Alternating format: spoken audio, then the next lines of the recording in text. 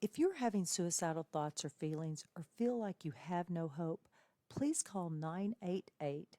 There, you can talk to someone who not only cares about your story, but cares about you.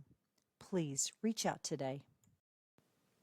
Thomas P. Murphy once said, "Minutes are worth more than money. Spend them wisely." At Minutes Wisely, we take that to heart. Our mission is to decrease veteran suicide by providing life-changing experiences for veterans, first responders, and Gold Star families. We believe that we can make a lasting impact by rekindling a sense of purpose and fostering community through sponsored tickets to sporting events. These experiences are not just about the game, they're about the moments that can change lives. A simple sporting event can boost joy and instill a sense of renewed hope and purpose for those who have served. Join us in making a difference. Become a moment maker and empower a veteran with rediscovered hope. Visit minuteswisely.com for more information and to get involved. Together, we can make every moment count.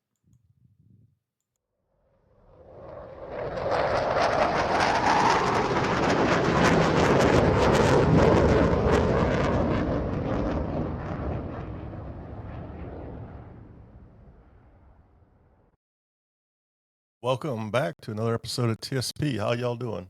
Hey guys, that was great, man.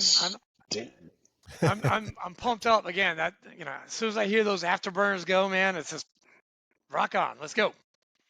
Yeah, it does kind of sound like an F-14, so yeah, it kind of gets me going as well. Fleek, is that an F-14? I don't know which one it was. I don't know. I just grabbed a sound bite and stuck it on there. Okay. But yeah, speaking of F-14s, I'll age myself right now. Top Gun was filmed on USS Carl Vinson when I was there. Two of my friends are in the movie. Is it on right now? Are you watching it right now? No, I'm got a baseball game on right now. Okay. But anyways, so without getting political here, apparently Jeffrey Epstein did not have a list. Oh God, man, this is all over Facebook, and I'm like, yeah, it's very disappointing, but whatever. So for the entertainment value, that would have been nice to see. Just to see everybody, the big shit show that would have caused. Yeah, I'd love it. I wanted to see the rats scurrying around like, you're going to prison, you're going to prison, you're going to prison, and you're going to prison. Yeah, so apparently they're gonna sit on it. But then that is he gonna let his girlfriend out of prison then? Like she's sitting there for some reason, right? Like that doesn't make any sense. That's crazy. That's crazy. Right. Whatever. So I have some big things coming up in Minutes Wisely. Yeah. I've been in contact with the DJ's family, the little guy that was at the State of the Union. We're going to do something super badass for him. I've been talking to his dad and his scheduler. The little 12-year-old kid literally has a team of people that works for him now. Yes. People from all over the country have been calling him, trying to get him to come in. So, but I almost got him locked down. I'm very close. I'm supposed to wrap it up tomorrow. As soon as it does, I'm going to push it out to the masses because this is going to be a very expensive trip for him. So we're putting the nonprofit to use, and I'm going to be begging people for money. But it's going to be awesome. I'm super excited about this. That's great, man. Yes. Yeah, outstanding. Yeah, so I'm going to bring him. Is it going to be in Murfreesboro, or is it going to be in Nashville? No. Where's it going to be? No, I'm taking him to my hometown, Dearborn, Michigan, and I'm going to get him sworn in up there. Sweet. Yes, have a meet and greet. I will drive up there with you. Okay. Well, I'm probably going to fly because it's going to be a quick weekend. But I already told the family lives in Houston, Texas, the DJ and his father. So as soon as they give me the go-ahead, I'm going to buy tickets for them to fly from Houston to Detroit. And I already told them that this, if this goes down, they won't have to worry about anything. I got their plane tickets. I will personally be in Detroit, and I will chauffeur them around wherever they go. I'll pick them up at the airport, take them to our hotel, and I'm actually going to take them to a Detroit Lions game also. and hopefully get. I have a friend who is a retired Dearborn police chief, so I'm going to reach out to him, try to get him to swear this young man into the Dearborn Police Department. Dude, I you have get the that. I You I have get it all those lined up. dates. You let me know, man, because I will fly up with you, man. I want to be your It's side gonna piece, man. I want to be your plus one. it's gonna be pretty dope. So I'm pretty excited about it. I talked to the family today again for like the third time this week, and we got I think the weekend locked down. They're just gonna check one other thing, and hopefully tomorrow they'll be on the schedule, and All then right, good to it's go. go time. So I'm super excited. Sweet, man. That's awesome. Good job. Yeah. So there's some other things in the books here. You got the Here in Corporal Murfreesboro. Diaz golf tournament on Yeah, September 11th. September 11th, Corporal Diaz Memorial Golf Tournament. I found one of my friends who lives here in Murfreesboro over in Blackman area. He has a neighbor that's in the Army, probably the Guard, I would assume. But he has a son that has a brain tumor. So I'm going to do a big fundraiser for him also, and probably like adopt him for Christmas and just buy him wherever the hell he wants. It's good. So that's kind of what my nonprofit does. We support veterans, first responders, and Gold Star family members, and it's extremely rewarding.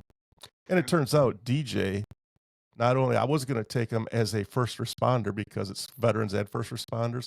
After I talked to his father is actually a flat top sailor also. So this would be sick, and I get to hang out with a brethren, right? That's cool. It's awesome. Yeah, I'm super excited.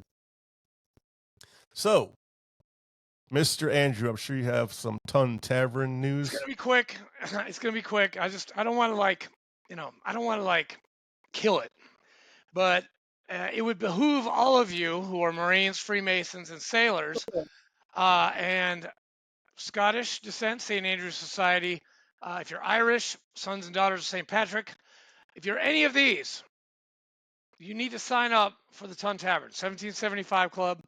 It's $17.75 a month, or you can pay $213 and be a Ton Life member for $230. I don't know what life membership is around that you can get for $213. VFW, I mean, you have to be 90 to get like $213. Okay. Freemasons, that's like $2,000. American Legion, It's unbelievably, thousands, $1,500. yeah, thousands of dollars also, yeah.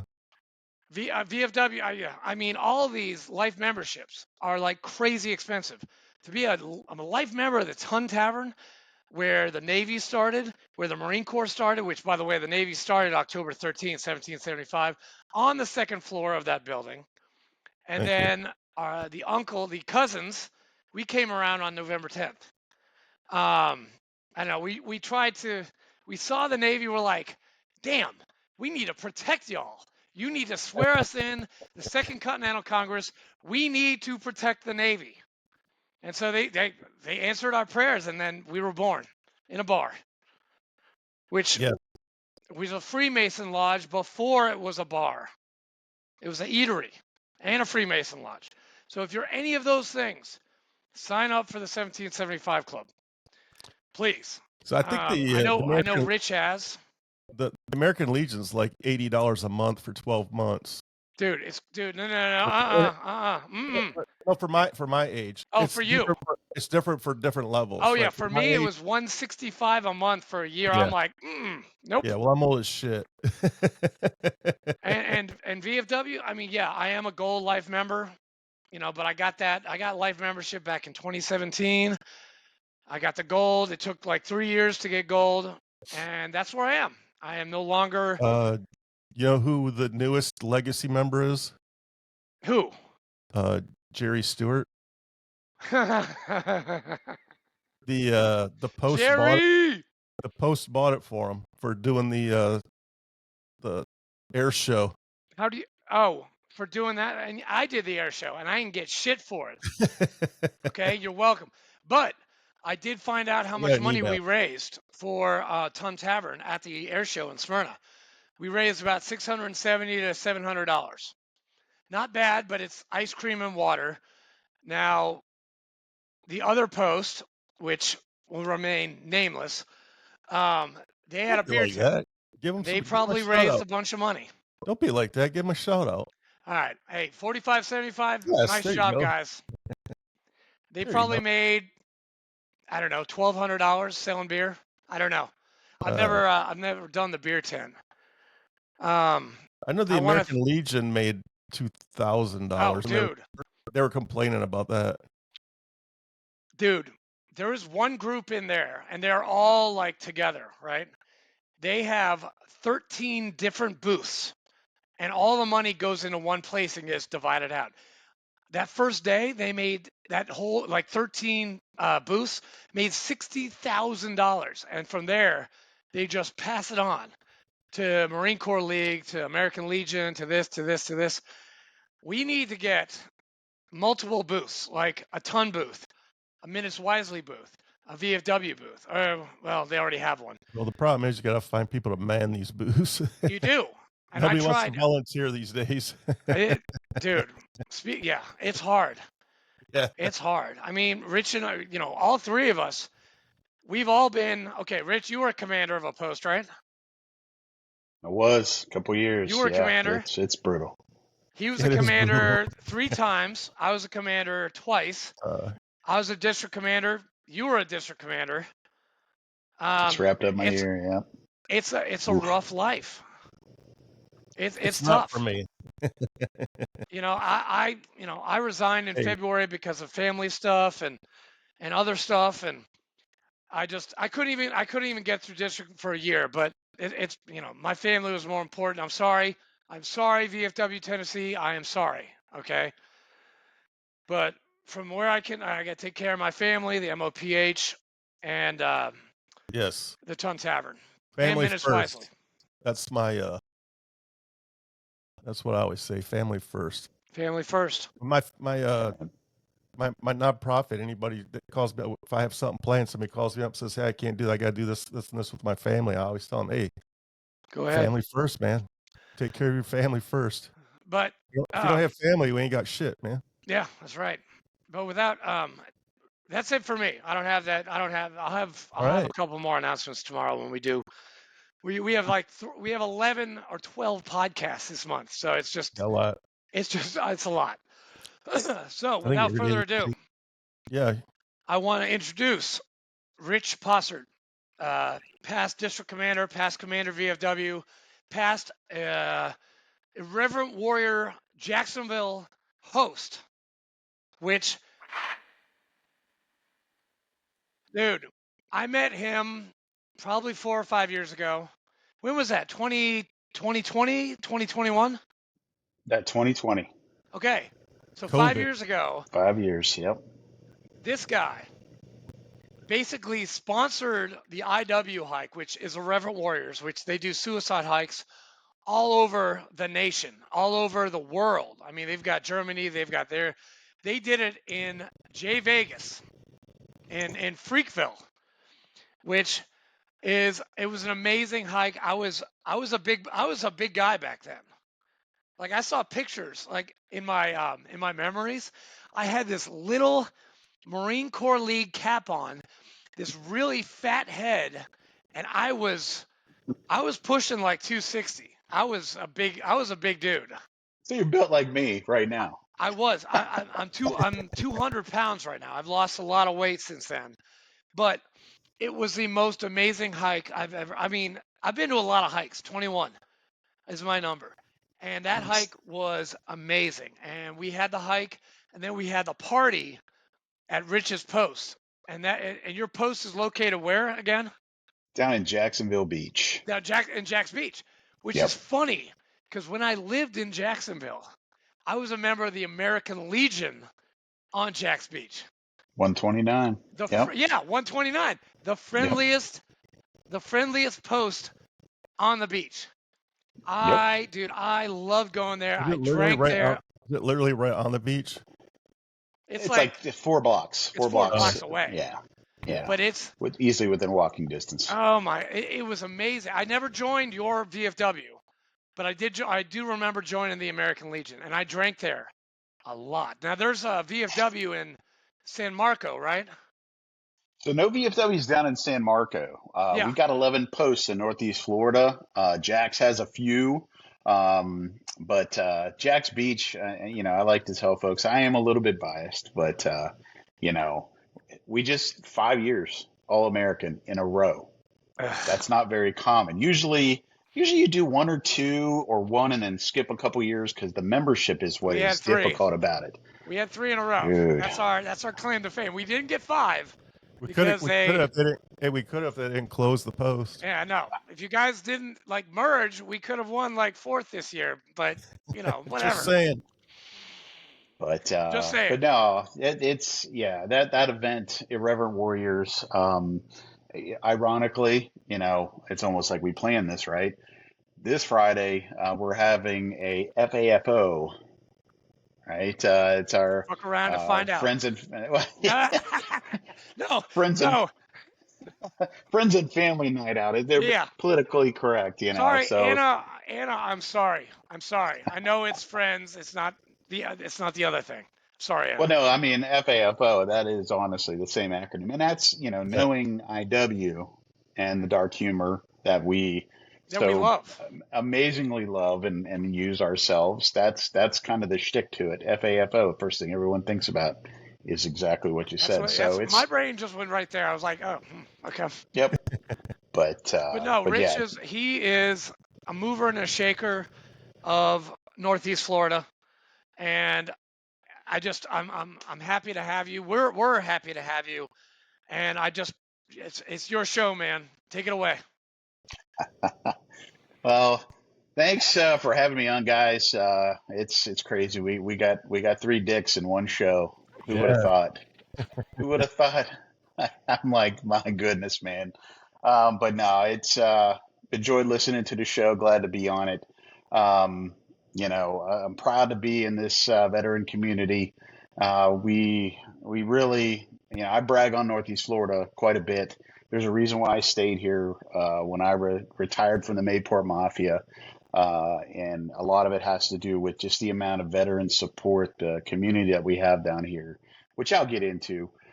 So a little bit about myself. I grew up in Northeast Ohio in a Rust Belt.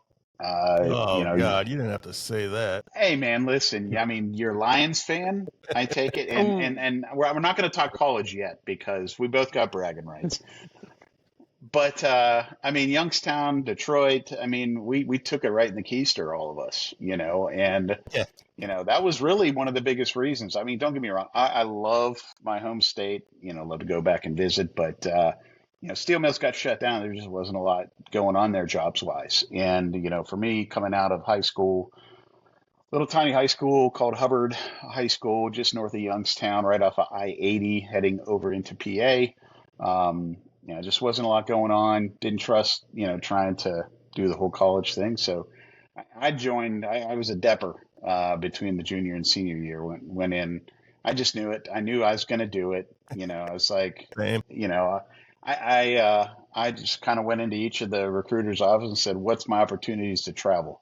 Because I wanted to go. I just wanted to go check stuff out. I didn't care about really anything else at that point. Just want to see more than just suburbia, which is what I had been growing up with, right? So yeah, the Navy guy was the best salesman of the group. He gave me the lowdown on all the stuff that we'd end up going to see, so I went with them, and left summer of '94, and went through Great Lakes. Yeah, I knew you guys were going to enjoy that. Listening to a couple of shows, I'm definitely a boot compared to Top Gun over here. Whoa! I'm 2004. Okay. Well, you heard Top Gun. The flat top sailor. Yeah. Well, I'm a boot to both you guys. You're a puppy. I'm a puppy. Everybody is a boot. Even Chesty was a boot at some point. Yeah. Okay. Even Chesty was a boot. All right. Chesty was a boot. I You know can't what I'm believe saying? he was a boot to someone because At that one guy's point. got to be like an animal. Yeah. So yeah, went to Great Mistakes. Same. Going there, we were in '94. They had just shut down the female boot camp down in Orlando. Orlando. Yep. So we had our graduating group. We had the first integrated female and male boot camp cadre when we were going through in 1994. So, it's interesting to kind of see just how the change was going with that. And I went into the advanced electronic field, so fire control. I was a fire controlman. I tried to become a weather guesser. I didn't really care about flat tops or small ships, tin cans, or any of that. I wanted to be a weatherman. My hometown was hit by the furthest east F5 in the history of the United States. Wow. May 31st, 1985, in case you want to look it up. But, so I was a weather dork. I still kind of am a little bit of a weather dork, but I wanted to be what they call an AG, an areographer's mate, and detailer just would make it happen. I have a feeling it was because of my ASVAB score, but we'll leave that be. Do you remember what you got?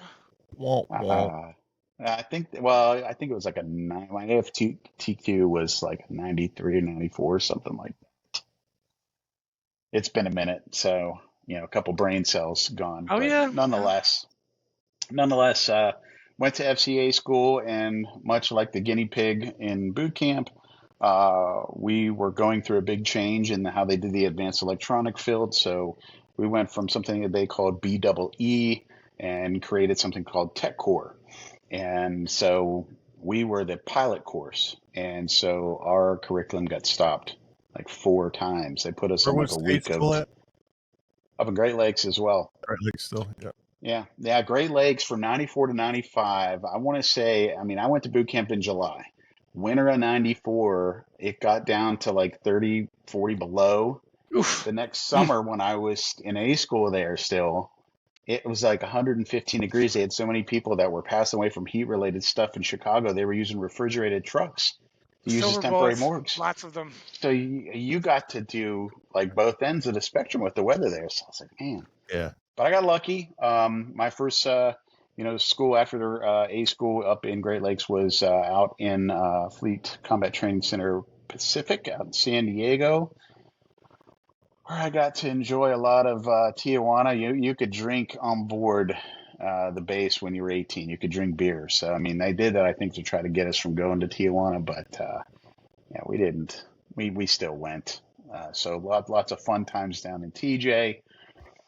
Lots of burritos the size of my forearm, at Adalberto's and Santana's for my my San Diego sailors out there. Like, man, how good are those?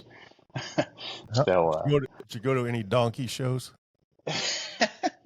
No, I'll be honest with you.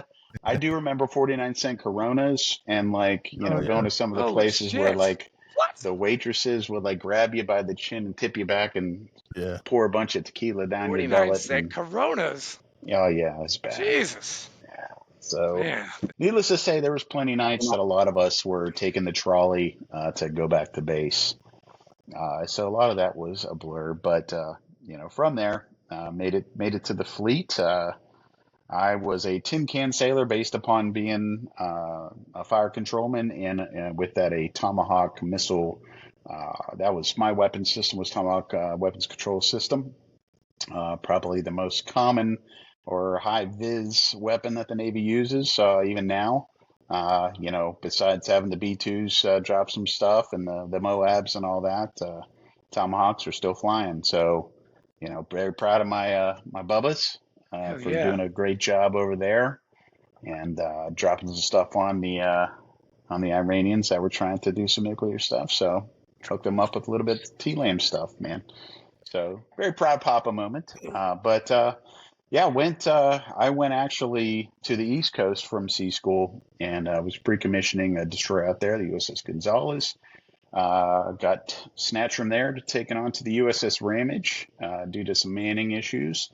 And when I went to the Ramage, I was a boot and went right on a deployment. My first underway was for a hurricane sortie. And needless to say, that was quite a shock and awe for my system. First underway in the Navy, we're hitting 30-foot waves, probably 40-foot swells. It was spicy. I yacked like there was no tomorrow. But honestly, after that underway, never got seasick ever again. That was the last time. So yeah, did a few years on the Ramage, 2 deployments with her. Those were fun because that was when first one was Bosnia.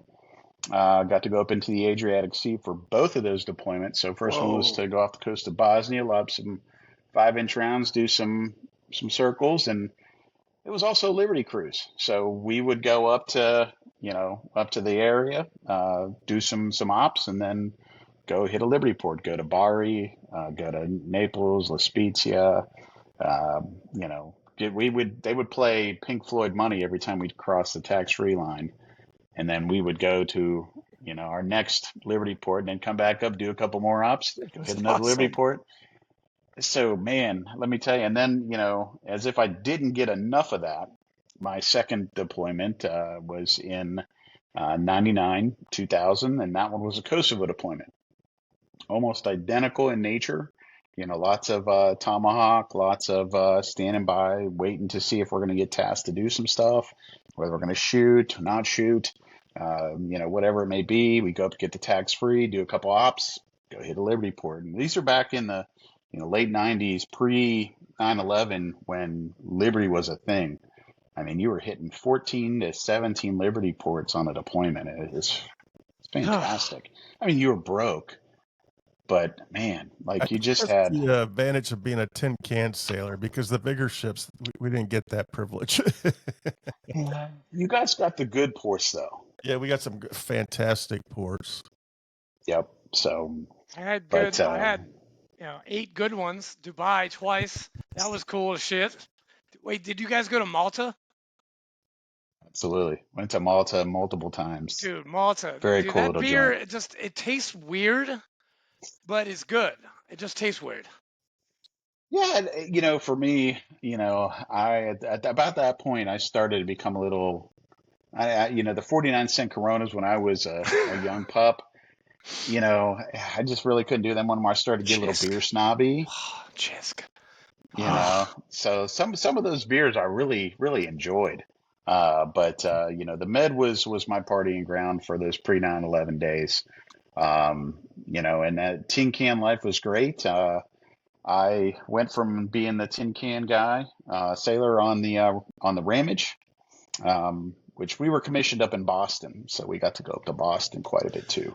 Hey, Rich, well, this is a question for both you Navy people. Why do you call it, for our viewers and for me, why do you call it, what's a tin can sailor? Can you extrapolate on that? Absolutely. So you'll hear your carrier sailors, flat top Navy, big Navy, your destroyers, your frigates, Okay. even cruisers, can be called like tin cans. They're a lot Okay. smaller. They handle heavy seas a lot more interesting. Go Yes. YouTube, Navy destroyer high seas. Just do it, and you'll see how fun the ride was. I mean, there'll be times where you're the young dumb sailor, and you go up to what we call the forecastle, and The forecast, yeah, the one in the front. Yeah. yep, you'd be able to wait and time it right, and be able to jump 20 feet, and like hang on to a ladder well or a deck or something like that, and then time it so you drop yourself on a swell and only fall just a couple feet. It's the weirdest thing to watch, What? and then there's times when you're taking the waves. You've seen the Michael Jackson thing where the dude's like leaning Yeah. forward effortlessly. Yeah, Oh, yeah. people Smooth Criminal. walking That's down. right. Yeah, people walking down the Yeah, passageways. walking on Crooked. bulkheads. Yeah. So I will say, we hit some pretty bad storms. I'm a flat top sailor, and I remember vividly looking down and watching you tin cans literally engulfed in water and pop back up. Wave would hit them again and be gone. Pop back up, and I'm just like, holy shit! I'm so freaking happy right now. And let me tell you, the feeling when you're on one of those and it's doing it, it's programmable. Like I can tell you, an early bird class destroyer, guided missile destroyer, DDG, there is this dip and this heaviness, and it pulls you. You feel everything getting pulled down, and then you get really light, and you like have this little shimmy, and then you get pulled down again, and it's the weirdest feeling. Being on the bridge of one of those when we have green water over the deck, that is probably one of the coolest things that you'll ever see, happen. And I can only imagine what it looks like from the other side, because for us on the ship, it was so cool. It was so cool to see that, and just to know that we were making it through it.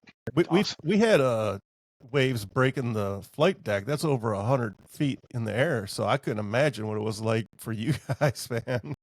Oh yeah, I mean, there was times we were catching rolls. If you would like sneak your head out the we call it a break, the little passageways on the sides of the ship on a guided missile destroyer on Arleigh Burke class, where if you come out that break and you hit a swell just right on a dip, I could touch the water the swell that's coming up toward the side of the ship. No way. Yeah, it's just crazy. But needless to say, you ever go down, you better secure for sea. You better tie everything down, because you find out really quick who didn't secure for sea when you see stuff flying all over the place, or you hear it in the compartment above you, shit rolling around the deck and everything like that. You're like, oh, didn't secure for sea. Good job, shipmates.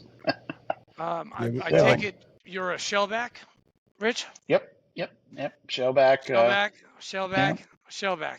All right. Blue nose as well. You're a blue nose. Yeah. Damn. Yeah. How was that water? Was it cold? Yeah. Off the coast of Norway, dude. You can't imagine how cold it is up there. Like it's insane. We did a good half of my last deployment up in that area. Jesus. So once I left the Ramage, I thought I was going to take it easy. I went to a fleet staff, right? Thinking this is going to be like shore duty. I don't need to go be an instructor. I'm going to go to a fleet staff where I can be in Commander Second Fleet Staff.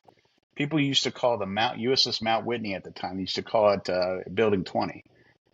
And you spent half your time on Building 20, and then you spent half your time in a building ashore whenever Mount Whitney was getting work done in the yards or getting, her maintenance done, right? Yeah, no, that's not how it went. We had an admiral that was, I want to say it was Admiral Mullen, became Second Fleet Admiral, eventual CNO. Yeah. He loved underways. And, soon thereafter, I reported to Commander Second Fleet Staff. 9/11 happened. Actually happened while I was on leave up in Ohio. I was up there, and that was probably one of the most interesting things. Had a long night out the night before, and I still remember this day waking up, getting a phone call, from my parents saying, "Hey, turn on the TV. Got to turn on the TV. Something's happening." And I'm thinking that they're fucking with me, because I didn't get home until like 6 a.m. on that morning. So I'm thinking they're fucking with me. Turn on the TV, and you guys remember what was going on, and it was like, holy shit. Called my chain of command, said, "Hey, what do you guys want me to do?" I said, "Hey, hang tight for the next couple of days, because it's going to be crazy traffic. We're probably going to be getting underway, so just stand by." Probably one of the most tense times I had, just wondering what was going to be next. So, I came down, went back to the Mount Whitney and Second Fleet, and we did a lot of operations with the Mount Whitney, with Second Fleet, coordinated a lot of stuff, working in the maritime ops, dealing with a lot of our ships going on patrols. Thankfully nothing happened off our coast after that, but we were definitely on high alert. And you got to remember, the USS Coal bombing was just a year prior. Yep. October the previous year. So, I mean, I was a duty gunner's mate on the Ramage at that point. And so, I mean, these things starting to trend up, and, ATFP, force protection, anti-terrorism, your radar is constantly going. And 9/11 just took it to a whole new level. So soon after that, we started to do a lot of planning, a lot of operations, and my first time I really had a lot of interesting stuff happen was while I was attached to Second Fleet Staff. I was sent temporary duty in 2003 to the they call it Commander Strike Group, or at the time Commander Carrier Group 4 staff. They are the training East Coast Training Carrier Strike Group staff that goes aboard during the fleet workups for deployment to do advanced level training and so on and so forth. So I was sent there. They call it Comp 2X. Comp 2X. Yeah. I remember hearing that. Comp 2X. Yep, that's our big fleet exercise that we start up, and usually we go from a Comp 2X to a JTFX, where it's more joint, and then we deploy. Well, this was working up to do the opening salvos of OIF. So me being a Tomahawk guy, I was working they flew me out on a COD, a C2, to the Teddy Roosevelt. During the Teddy Roosevelt Strike Group's Comp 2X, we did nothing but Tomahawk exercises 3-4 times a day, going through the strike packages, mission packages again and again and again every day during Comp 2X. We shifted straight from Comp 2X to Transland, kept doing those exercises. We were getting it down to a science. Got into the med, in shop to the med, went across the entire med. Again, multiple exercises per day. We ended up in the Red Sea, and I was told that you've done a great job. We got it from here. They sent me to Bahrain via a SH-60, flew me home, and they put me on like a week's leave just for my time spent for the last 3 months with the TR and her ships. And I turn on the news a couple days later, and opening salvos OIF. I could see in action the training that we've been doing and what it led to. 240, 260, 270 something TLAMs coming into Iraq. So that's some pretty cool shit to see kind of going on. You had a part with. Now I know I wasn't the one guy pressing the buttons or giving the orders at the time, but it was cool to know that we trained them kids to do their thing, and they did it. So so that was fun, and then I got to play with the Marines a little bit the following year. We got to I was sent again temporary duty. I was kind of like the guy they sent to go do the fun stuff with folks. So 22nd MEU or 26? 22nd. Yeah, 22nd MEU. Yeah, man. Yeah. Deployed. I was sent to Fibron 4. And Fibron 4 and MEU 22, we joined to form ESG 2. So at that time, we had an ESG 1 on the Pacific side out of San Diego that was made up of your West Coast Marines and 31st and 11th. Yeah, that's right. And they formed ESG 1. Now ESG 1 was an alternating star billet for the leader. It would go from admiral to general, right? East Coast ESG 2. We had dual hatted, so you had two birds. So you had a colonel and you had a captain. MEU commander, and then that's right. And so my job with them was to train Tomahawks. I was working with a small Navy team and a group of the folks in the fire cell, and we worked to see if we could do carrier level Tomahawk operations with an ESG. So we got to do a lot of 9-line call for fires. We were bringing in the Block 4 Tomahawks into the fleet and doing some testing and a whole bunch of software upgrades with the system and just kind of more guinea pig stuff. But what year was that? 2004? 2004. Yep. Deployed on the USS Wasp. And deploying with Marines for someone that was tin can guy and doing the green and blue stuff, it was interesting. Needless to say, nonstop ribbing between us squids and jarheads. Oh yeah. Rich, 3 years after that date, you were on the Wasp, right?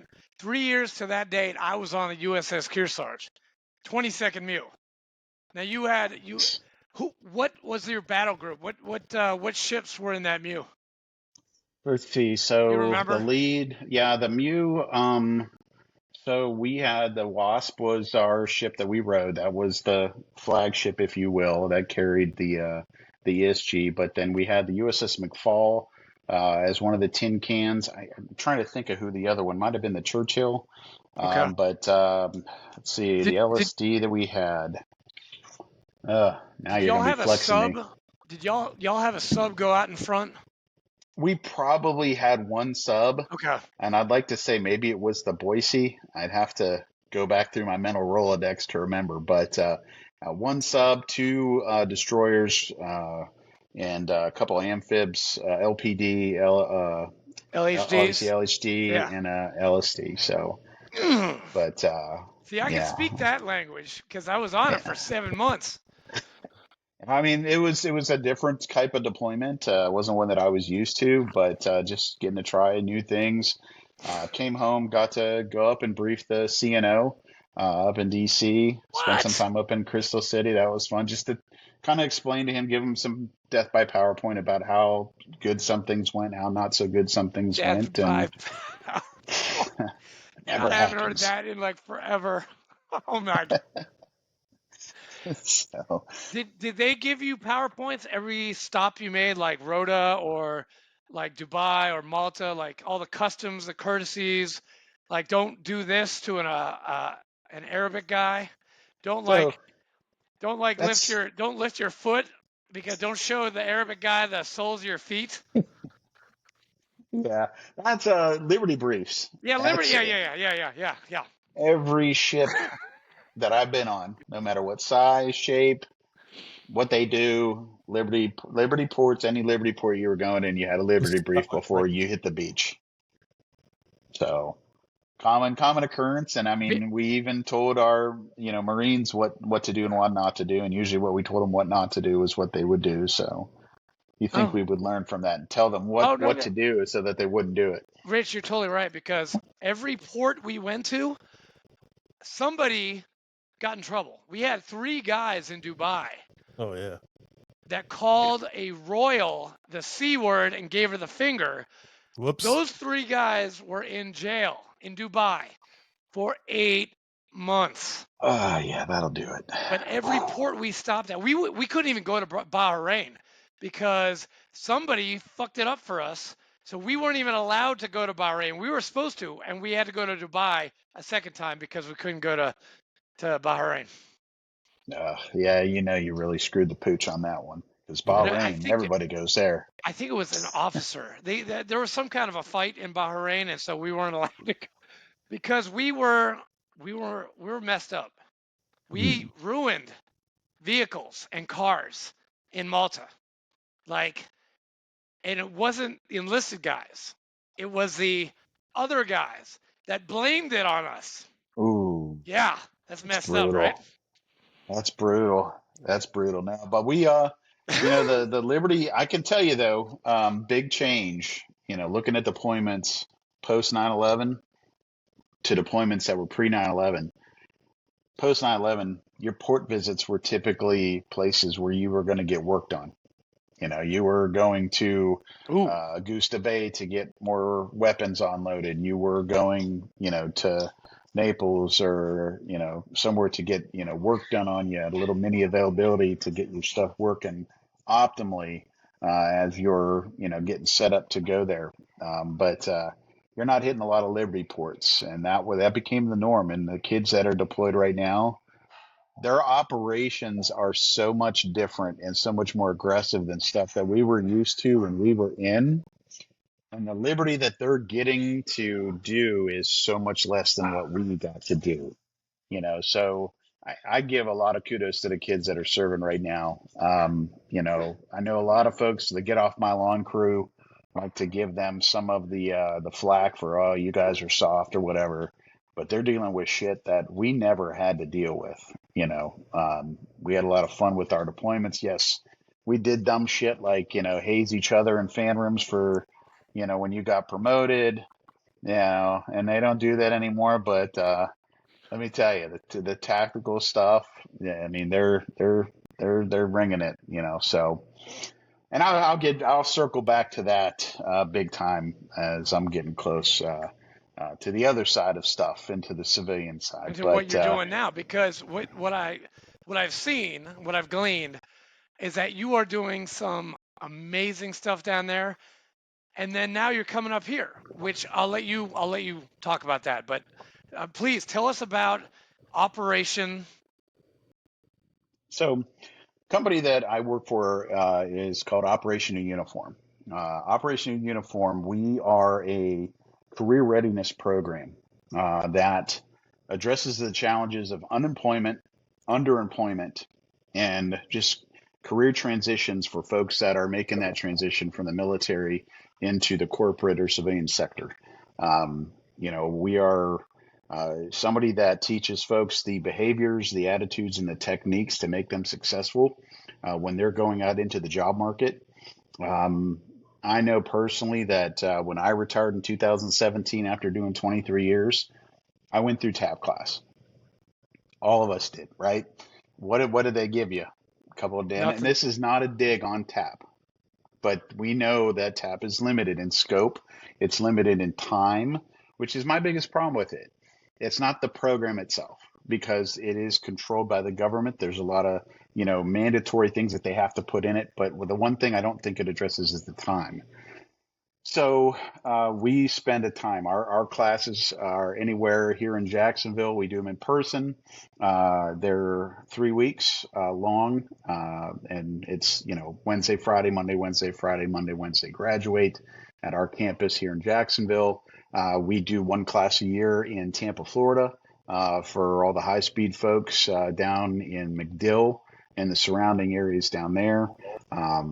We just worked with Fisher Investments to Nice. get some grant money to bring our course to Memphis, Tennessee next year.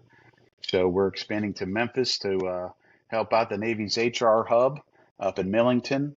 We got a large cadre of sailors up there that I know that are personally going to be able to benefit from our program.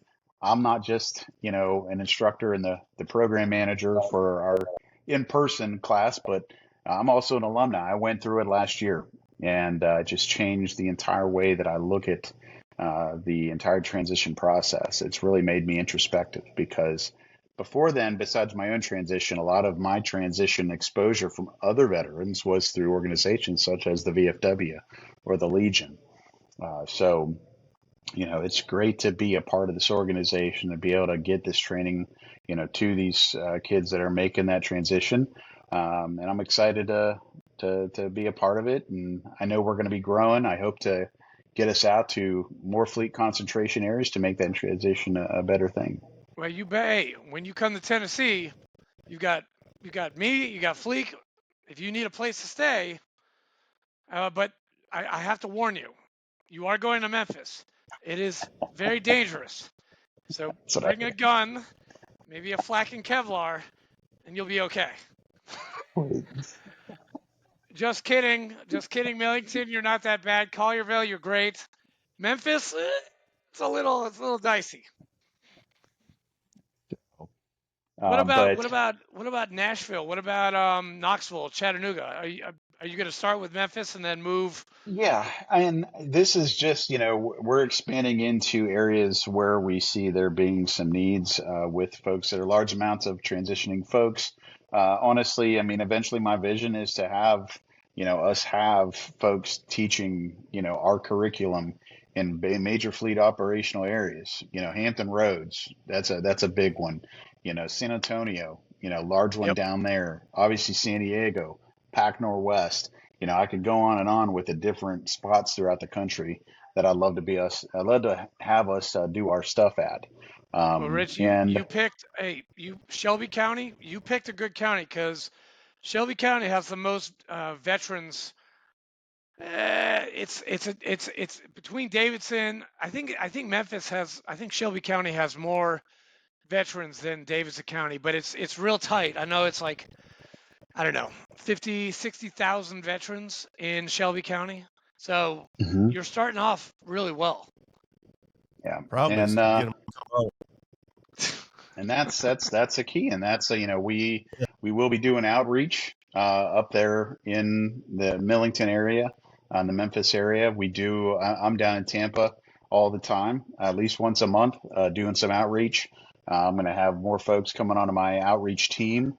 So we're going to be kind of going out, showing the flag, showing folks what we do, inviting folks in the business community. We don't just, do this stuff for these, our brothers and sisters getting out of the service.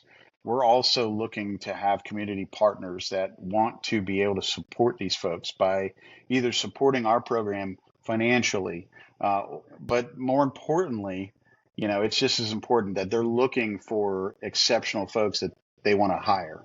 And they know that we're going to have so many folks come through our program, every year. And that is kind of a nice little cadre for them to pull from.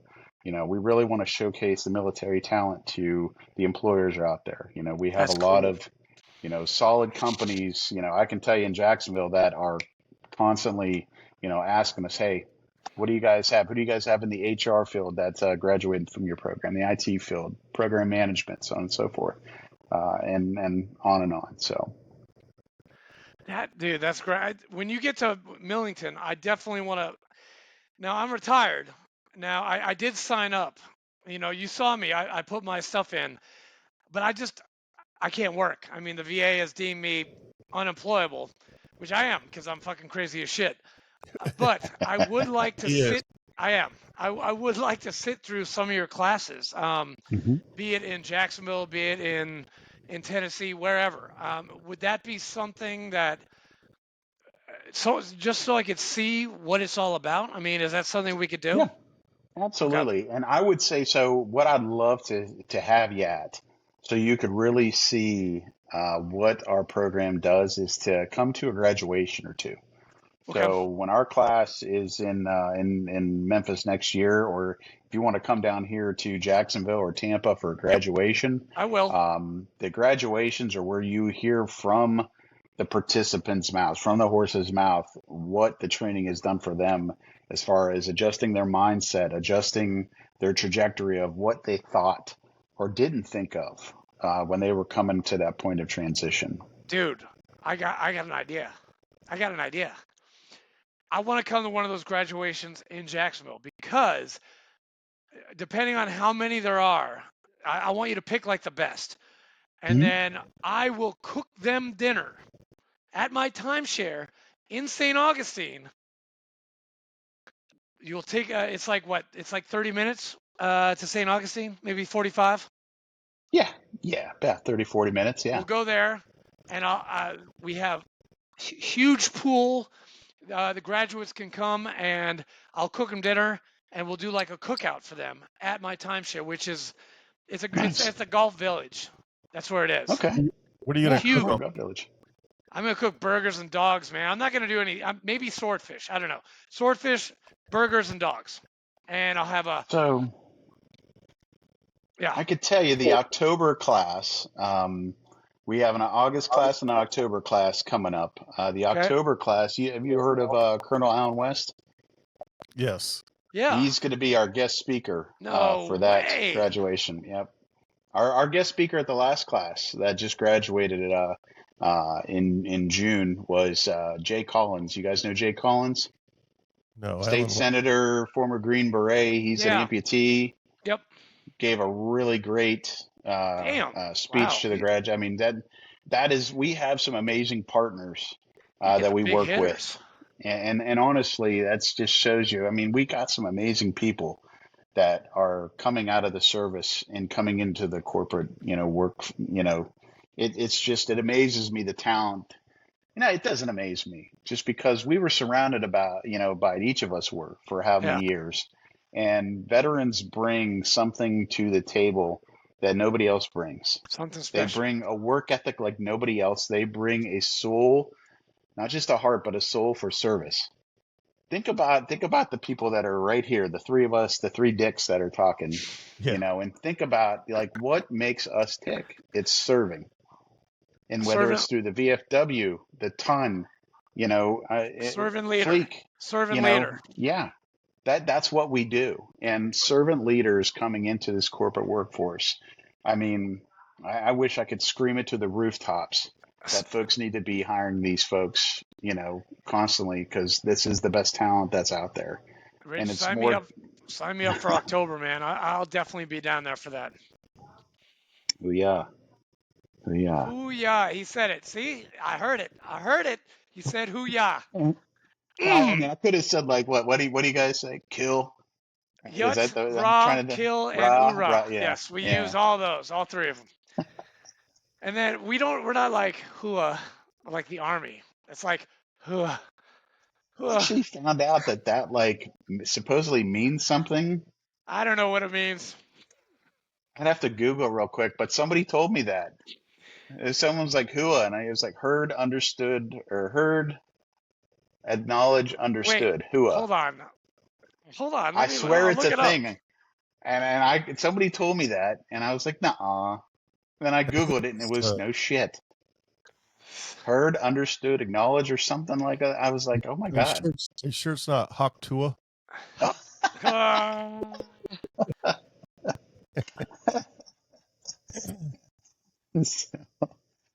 But Heard, no. yeah. Yeah. One theory suggests hua evolved from the acronym HUA, Hak Tua, which stands for heard, understood, acknowledged. You know what? That's okay. No. We But just say aye. I, sir, no, sir, yes, sir, I, ma'am.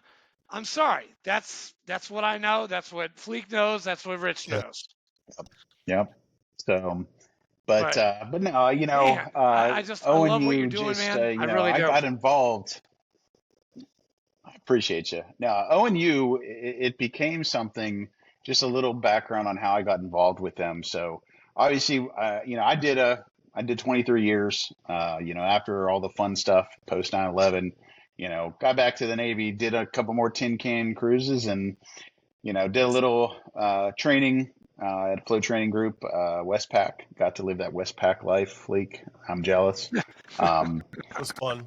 You missed out. Oh man, I was mostly an East Coast guy, but heard a lot and got to live that Westpac life a little bit, man. Whew, it's amazing.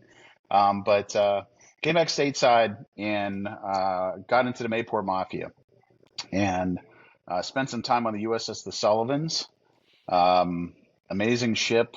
She's deployed right now. Doing God's work over in the Red Sea, just doing amazing things in the Eastern Med. You look at the ships that are doing a lot of the stuff, a lot of Mayport ships over there. So spent time with her.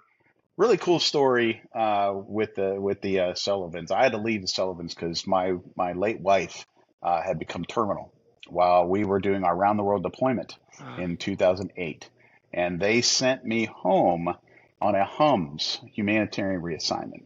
And this is where I really got a feeling for the deep love and admiration that the Chiefs Mess has for the sailors. And as I was leaving the brow in Salalah, Oman, I got handed an envelope from the Command Master Chief, just a manila envelope. He said, "Don't open it here. Just wait till you're in the cab a little further down. This is just to help you.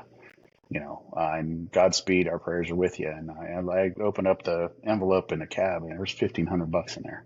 Oh. They did a little pass the hat in the Chiefs Mess to help me, get back. And even after, my late wife passed away, the commanding officer of that ship, the Command Master Chief, sailors throughout, the ombudsman, they were all reaching out to me constantly. And I would say during that time when I was down so much up in Northeast Ohio, spending time with, my late wife and her family, as she was passing away, and then stayed up there. I wasn't really that good up here. People that took care of me, that I say saved my life, obviously was my church. I was with St. Patrick's Parish in Hubbard, Ohio. They were amazing. Got really involved with them, but that's where my first exposure to the VFW was. My uncle, Vietnam vet, and Hua, he was 101st Airborne, Vietnam, and a week after my late wife passed, his stepson was a Kiowa pilot, warrant officer too in the Army, and was killed in a training accident in Hawaii, and is buried a couple plots down from my late wife. So we had funerals kind of back to back, weeks, and him and I, we had formed a nice little relationship, and he said, "Hey, come down to the V. I've seen your medals. I know you're eligible. Come on down." those folks, they were like my 20 uncles. Took me fishing, took me hunting, sat and drank with me, sat and cried with me, and just left an impact on me that said, you know what, we give a shit about you. And it left such an imprint on me that when I retired, I'm since remarried, have an amazing wife, have amazing kids, have just an amazing life.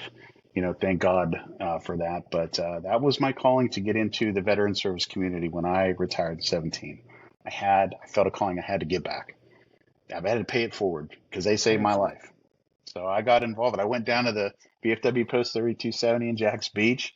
First meeting I go to, they just fired their kitchen staff. Everybody's MFing each other in the meeting. And I'm like, what the fuck have I gotten myself into? Sounds about I'm right. just like, and I'm like, hey, I'll cook spaghetti dinners on Wednesdays. Fuck it.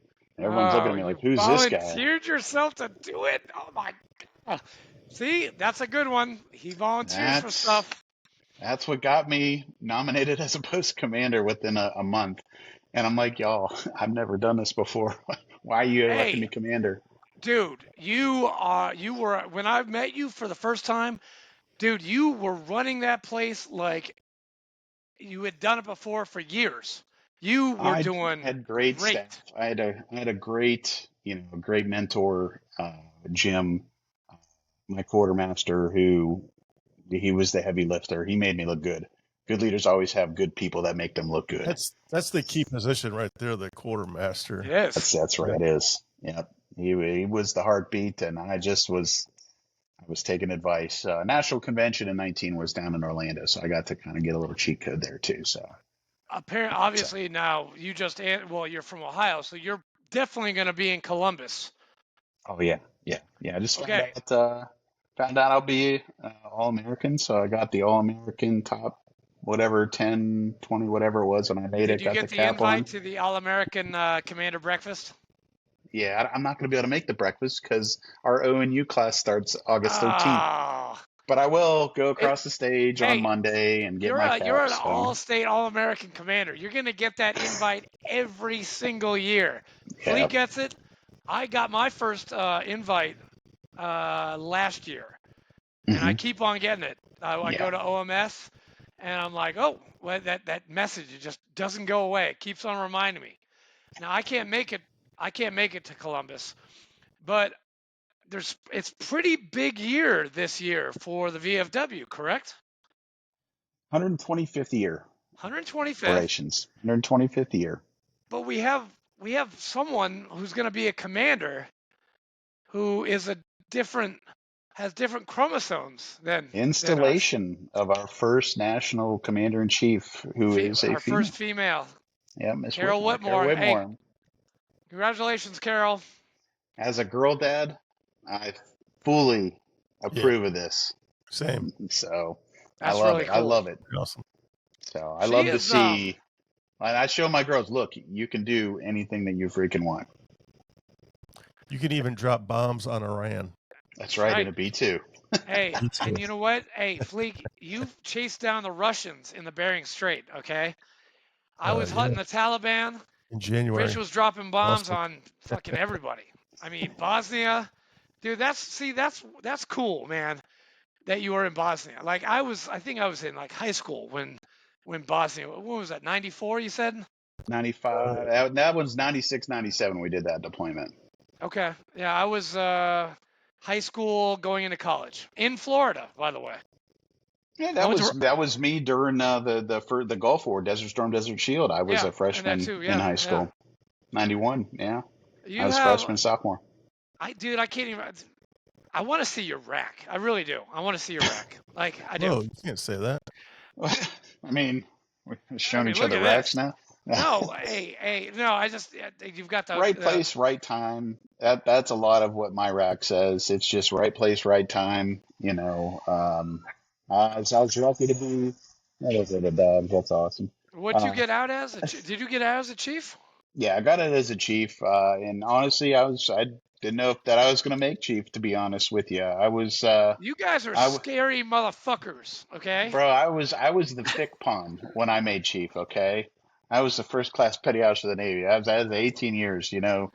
If you look at the chief results when they send the message out, they have little numbers by your name based upon seniority, how long you've been in the pay grade, and I was number 2. I got paid literally the moment I got my anchors put on, I was paid. But that was one of them things where I found out when we were at Sea and Anchor leaving Russia up in the North Sea. I'm trying to think of the port, Severomorsk maybe. But we were leaving ports. We had just pulled into Russia. We were pulling out, and I was the anti-terrorism watch officer. So I strapped up M4, flak jacket, helmet, comms, all that stuff up on the bridge wing. And yeah, I get a tap on my shoulder from our gunner's mate chief. Said, "Hey, take your ass back to the armory." And I got some news for you. And I was like, Roger that. And I'm getting changed going down to the armory, and I hear the captain come over 1MC, and I was like, holy shit. So, and yeah, so I love it. I stayed engaged, and that's another thing, between ONU, staying involved with the V, and staying involved with this veterans community here in Northeast Florida. I did time as the Veterans Council Duval County chairman when I got to just get involved with a whole bunch of different folks here. There's so many opportunities to get involved in the veteran community. Marine Yep. Corps League, great group of guys. We have a solid debt down here, Which you 059 can that join. goes. You can join the man. Marine Corps League because you were attached with the Marines. You can join the Marine Corps League. They What an just changed amazing that. group. Yeah, they're so active in our community, and the VFWs, the Legions. We've done quite a few. I mean, the whole thing with the bringing IW was just, it was a complete happenstance. I almost can't believe it happened because I was stalking. Somebody was saying, "Hey, check this out," and they showed me an article from a post in Texas that did a silky cycle. I'm like, dude, how awesome would that be? Shit, how do I set it up? And I kind of just says like, it'd be a pipe dream. Well, the following year, I get reached out to by the folks from IW. Hey, will Yep. you guys want to host a silky psych? Are you kidding me? Yeah. And I mean, good God. I mean, normal Friday night for us, we probably have a good 60, 70 people down at the post, older folks singing Packed. karaoke, it's fun. That first, oh my God, that first party, That was huge. we had one of my favorite stories of that. You had Charlie. This guy's a World War II Yeah. merchant marine. You want to talk about a salty dog. And this guy loves to go up and sing like, Old Blue Eyes. And he's up there just a crooning, hey, hey, my way. And it's just ripping it. And there's all these scantily clad female veterans, like in bikinis and tight shorts. And they're just, and he's just up there just soaking it. I was just like, this is great. This is awesome. I mean, so, and yeah, this is our 5th year, and yeah, we've trimmed the fat a little bit, not doing quite as much. We got a couple of smaller hikes that we're doing this year, actually this coming weekend. You've got one we're on the 12th, right? Yep, and we have a family. I'm signed up for it. Nice. Gonna make the trip? I'll be there. Yes, I am gonna try. If I can get my car in line, I will be leaving probably Friday afternoon. I'm not gonna be at the pre-party, but I will definitely. I haven't been to a hike in forever, and So I was like, this one's only 5K, so it's not the whole 9.5 miles. Like, that's all right. oof. Hey, I could do a 5K like with my eyes closed. Yeah. But I've been walking a lot, and I do like 10 miles in 2 hours and 46 minutes. So, dude, you're svelte. You're svelte now. Just tell your guys, I'm going to be in the back of the hike, okay? Because you can only go 2 miles. Is it still 2 miles an hour? It's roughly that. Listen, I'm living that 2 mile per hour life. You don't got to force me to do that. Let me tell you. Well, I'll be in the rear. I'm covering the 6, okay, on the hike. I'll cover it with you. Okay, good to go. No, I'm gonna seriously try to make it because I haven't been to Jackson in forever, and I need to get down there anyway. But yeah, man. Rich, we're at an hour 9, which is this has been great. I need to ask you, pick a number between 1 and 10, please. Number between 1 and 10. Don't pick 7. Go with. Don't pick 7. I'm gonna go with 3. Oh, I was going to say 3. Ooh. Okay. 4. Your question is, can you tell us about a time when you witnessed extraordinary courage or camaraderie among your own comrades? I Be kind of it sprung be it the beans service, on. be it Navy service, be it IW. I mean, you get to pick. I could come up with so many great stories, and each one of them would have equal weight. And it's I kind of hinted at the story with the Sullivans, and that's a great one. But that first Silky's hike that I went to, um, I'm not somebody who's seen some of the traumatic things that our brethren have seen, our brothers and sisters. I was very lucky. I only did a couple of tactical things.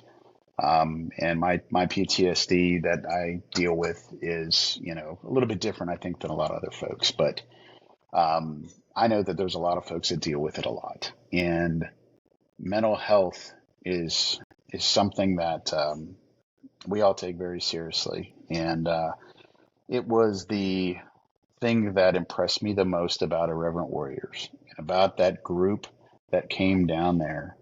When you see 350 veterans from Vietnam age, the Fogs. I don't know if you remember them, the fucking old guys. They were great. Yeah, there's a group they called themselves the Fogs. They wore little T-shirts with FOG on it, and but Vietnam, era, Marines, Desert Storm folks, post 9/11, the whole gamut. Iraq and Afghanistan vets. When you just saw so many different age groups combining into one body.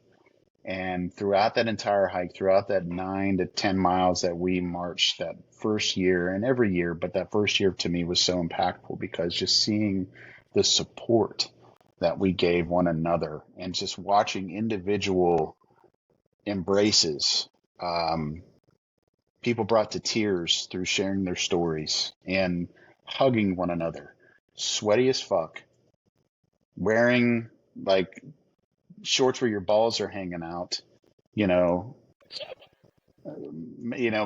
same man boobs against man boobs, plate carriers instead of like mags and frags having like, crazy perverted stuff or protein drinks or whatever. And I mean, just like this, I think I saw a couple of us kiss each other on the lips even, but just the support that we gave one another and the tears that were shed and the hugs that were given, the love that was given.